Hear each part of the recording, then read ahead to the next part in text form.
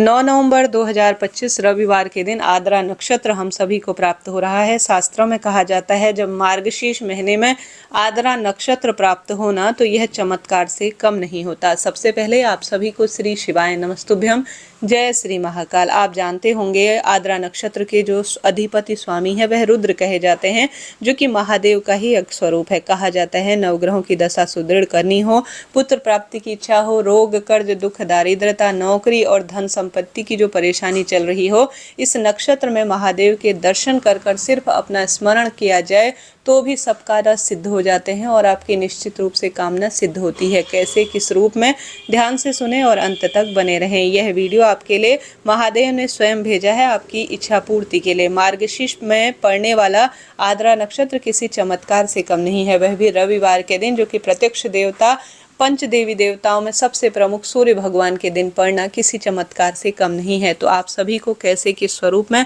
अपनी दिनचर्या करनी है, ध्यान से सुनने। स्वयं महादेव कहते हैं जो आद्रा नक्षत्र होता है उसमें मेरे महादेव के शिवलिंग स्वरूप का पूजन करेगा, उनके दर्शन करेगा, वह मेरे पुत्र कार्तिकेय से भी मुझे प्रिय होगा। और शास्त्रों में ऐसा भी कहा जाता है कि जब महादेव ज्योतिर्लिंग में प्रकट हुए थे तो वह आद्रा नक्षत्र का ही समय था, इसलिए इस नक्षत्र की सर्वश्रेष्ठ महत्वता शास्त्रों में कही गई है। तो कैसे दिनचर्या रखनी है, कैसे अपने घर के मंदिर में सरल कार्य उपाय करने हैं, सुनिएगा और अंत तक बने रहिएगा। सबसे पहले कोशिश तो करें जल्दी उठे, परंतु यथाशक्ति तथा भक्ति, जैसा आपके पास शक्ति है, स्वरूप है, गृहस्थ दिनचर्या है, उसी अनुसार आप कार्य करें। जल्दी उठने का नहीं हो पाता है तो अपनी इच्छा शक्ति अनुसार जब भी उठे प्रत्यक्ष देवता सूर्य भगवान को तांबे के लोटे से जल अर्पित करें।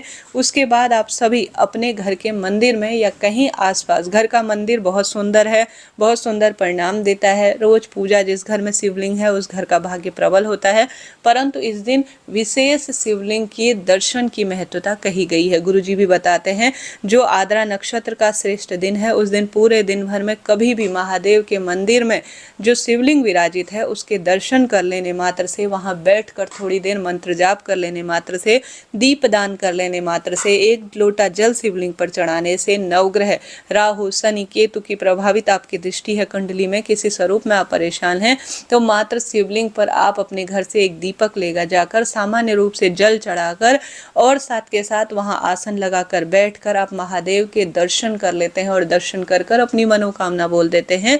तो भी कोई विशेष पूजा अनुष्ठान, कोई बड़ा कार्य नहीं कर पाते हैं तो भी आपको फल मिल जाता है। तो मात्र इतना सा सरल सबसे पहला कार्य तो आप कर ही लीजिए। इसके बाद थोड़ा सा आगे बढ़ते हैं। आप इस दिन, रविवार का दिन है, लाल रंग के कपड़े पहनिएगा, शुभ माना जाता है और लाल पीला रंग हर पूजा अनुष्ठान को संपन्न करता है। लाल रंग जो कि सूर्य भगवान से जुड़ा हुआ होता है और सूर्य की कुंडली में स्थिति मजबूत है तो व्यक्ति हमेशा आकर्षण और बोलने की कला से विकसित होता है।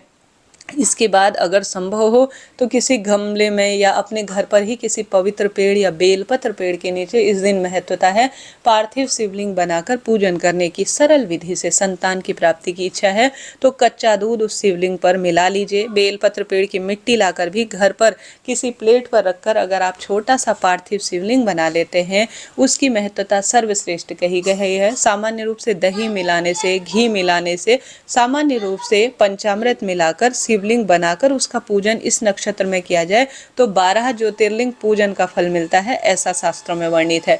तो दूसरा कार्य आपको पार्थिव शिवलिंग बनाकर करना है। तीसरा कार्य करना है दीपदान के रूप में।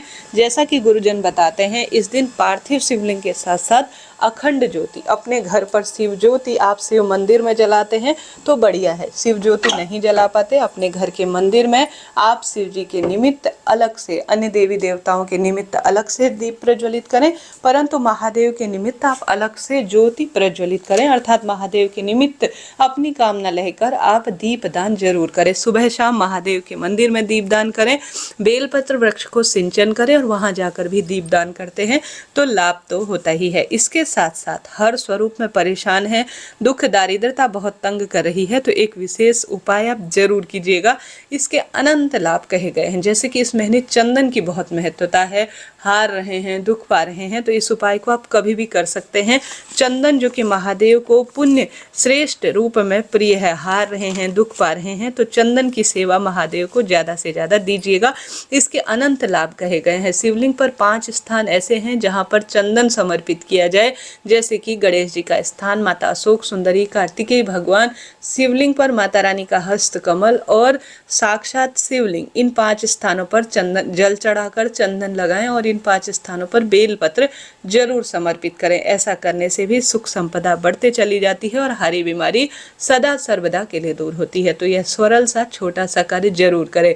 पंच देवी देवताओं के निमित्त इस दिन पंचमुखी दीपदान भी बहुत अधिक लाभदायक माना जाता है, क्योंकि सूर्य भगवान का दिन है, महादेव का दिन है, तो लाभ तो होना ही है। साधारण सरल तरीके से महादेव के मंदिर में या घर पर एक दीपक लीजिए, शिव पंचायत का ध्यान करिए और कहिए कि हे शिव पंचायत, मेरी यह अधूरी इच्छा है जिसके निमित्त मैं पंचमुखी दीपक आपके मंदिर में या घर के मंदिर में दीपदान के रूप में प्रयोग ले रही हूँ, मेरी कामना सिद्ध करें। ऐसी प्रार्थना करते हुए एक प्लेट में थोड़ा चावल या गेहूं का आसन दीजिए, उसके ऊपर एक दीपक रखें, दीपक में 5 बत्तियां रखें। सबसे पहली जो बत्ती लगेगी वह आज के देवता सूर्य भगवान के नाम की लगेगी, दूसरे देवता महादेव के नाम की लगेगी, तीसरी बत्ती गणेश जी के नाम की लगेगी, चौथी बत्ती आप माता दुर्गा भवानी के नाम की और 5वीं अंतिम बत्ती श्री नारायण के नाम की लगेगी। तो यह पंचमुखी दीपक जब आप चावल के आसन में और एक दाना चावल जलते हुए दीपक में प्रज्वलित कर कर अपनी मनोकामना बोलते हैं शिव मंदिर में, तो यह पंचमुखी दीपक हमेशा हिंदू धर्म के पंच देवी देवताओं को रिप्रेजेंट करता है और सदा सर्वदा सुख संपदा और हर स्वरूप में परेशानियों के निदान के लिए सहायक माना जाता है। तो पंचमुखी दीपक आप शिव मंदिर में प्रज्वलित कर सकते हैं। इसके भी अनंत लाभ कहे गए हैं। साथ के साथ ओम जल बिंदु का उपाय, ओम का उच्चारण करते हुए और साथ के साथ आप 12 ज्योतिर्लिंग का ध्यान करते हुए शिवलिंग पर साधारण सरल तरीके से आप समर्पित करते हैं तो लाभ होता है। आप ओम जो है अपने घर से जल का लोटा ले जाएं, जल के लोटे में चाहे रुद्राक्ष मिलाएं, चाहे तो दूध मिलाएं, चाहे तो शहद मिलाएं, गंगा जल, इच्छा आपकी है। आप सभी को ओम का उच्चारण करते हुए गणेश जी के स्थान से शुरू करना है, माता अशोक सुंदरी तक ले जाना है, माता अशोक सुंदरी से कार्तिकेय भगवान तक ले जाना है, कार्तिकेय भगवान से वही जलधार माता रानी के हस्त कमल पर ले जाकर सीधे शिवलिंग पर चढ़ा देनी है। कहा जाता है ओम का उच्चारण कर कर 12 ज्योतिर्लिंग का ध्यान कर कर जो भी ओम रूप बनाकर शिवलिंग पर ओम का उच्चारण करते हुए शिवलिंग पर जल चढ़ाकर इस जल को थोड़ा सा शिवलिंग से ग्रहण कर कर प्राप्त कर कर घर में छिड़काव कर लेता है, उसका कल्याण होना निश्चित है। तो आप यह कार्य करिएगा, लाभ होता है। इस तरह से सरल उपाय है। साथ ही कथा में एक गुरुजी ने कल उपाय बताया है जिसमें गुरुजी कहते हैं जो हमारे मंदिर में शिव मंदिर में जो नंदी बाबा का स्थान होता है उन पर 5 बेलपत्र चढ़ाकर विधि विधान से महादेव का पूजन कर कर नंदीश्वर महादेव की जय कहते हुए आप चावल और मूंग को पकाकर अगर नंदी बाबा को किसी भी दिन अगर खिला देते हैं तो नंदी बाबा की कृपा से संतान की सभी परेशानियां दूर होती हैं। तो यह कार्य कर सकते हैं। इस दिन महामृत्युंजय मंत्र का जाप या श्री शिवाय नमस्तुभ्यम मंत्र का जाप या पंचाक्षर षडाक्षर मंत्र का जाप, शिव चालीसा, शिव तांडव स्रोत या शिव जी से संबंधित कोई भी पाठ किया जाए तो अनंत गुना लाभ होता है।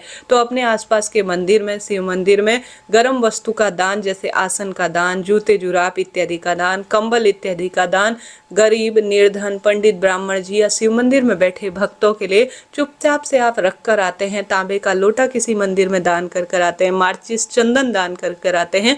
जो भी इनका प्रयोग करेगा पूजा में सीधा पुण्य प्रताप आपको मिलेगा। तो ज़्यादा से ज़्यादा चीज़ों का दान करें, मंत्र जाप करें, पार्थिव शिवलिंग पूजा करें, महादेव की स्तुति करें, दीप दान करें और महादेव के भक्तों की सेवा, शिव मंदिर में झाड़ू पोछा आपका भाग्य प्रबल कर सकता है। आशा है, उम्मीद है आप इस तरह से सरल विधि से महादेव की विशेष स्तुति करेंगे। राधे राधे।